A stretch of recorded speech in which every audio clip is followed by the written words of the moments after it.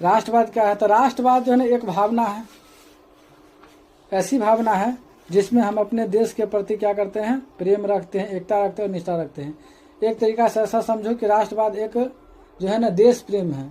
हम अपने देश के प्रति प्रेम रखते हैं, उसी को हम राष्ट्रवाद कहते हैं। अगला क्वेश्चन है फ्रांसीसी क्रांति कब हुई? तो फ्रांस में जो ना सबसे पहले क्रांति जो हुई थी 1789 ईस्वी में। अगला क्वेश्चन है लोकतंत्र का क्या अर्थ है? लोकतंत्र किसको बोलते हैं? लोकतंत्र का मतलब होता है, इसमें जो लिखा हुआ वो बताते हैं। लोकतंत्र एक ऐसी शासन व्यवस्था है जिसमें जनता प्रतिनिधि का चुनाव करती है।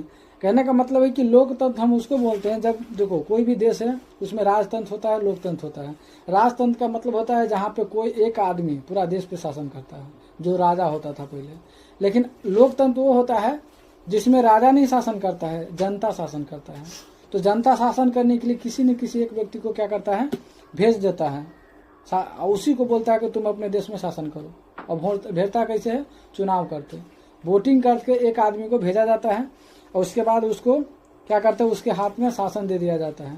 तो कहने का मतलब है कि हम उसको बोल सकते हैं कि लोकतंत्र एक ऐसी शासन व्यवस्था है जिसके द्वारा जनता के द्वारा जो है ना जनता के ऊपर और जनता के लिए शासन किया जाता है। समझा? लोकतंत्र क्या है? एक शासन है, एक सिस्टम है जिसके द्वारा जनता के हित में, जनता के लिए, जनता के द्वारा एक वह शासन किया जाता है। अब अगला क्वेश्चन है संविधान क्या है?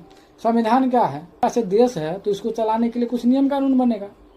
जब एक घर के परिवार के लिए अगर खाना बनाना तो 10 रंग का आइटम हम लिख कर ले जाते हैं, तो इसी तरीका से हमारा देश इतना बड़ा है तो उसको भी चलाने के लिए कुछ लिख करके तो रखना पड़ेगा ना, जो कैसे कौन काम कैसे होगा, उसी को संविधान बोलते हैं। हमारे देश में जो शासन व्यवस्था है उसको चलाने के लिए एक लिखित रूप से जो है ना बनाया गया है, संविधान बनाया गया है। संविधान ऐसे समझो कि एक किताब है जिसमें पूरा नियम लिखा हुआ है कि देश को कैसे चलाना है, कोई अगर गलती करता है तो उसको कैसे सजा देना है, सब कुछ लिखा हुआ है। ठीक है, ऐसे समझो संविधान क्या है। संविधान किसी देश के शासन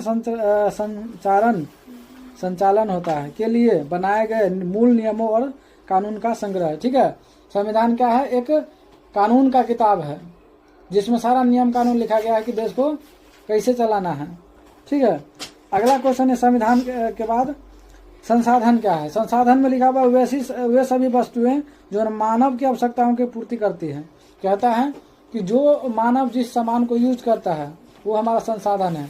हम जो भी सामान यूज करते हैं, चाहे टेबल, कुर्सी, मोबाइल, जो भी चीज़ है, ठीक है, वो सारे के सारे चीज़ हमारा संसाधन है।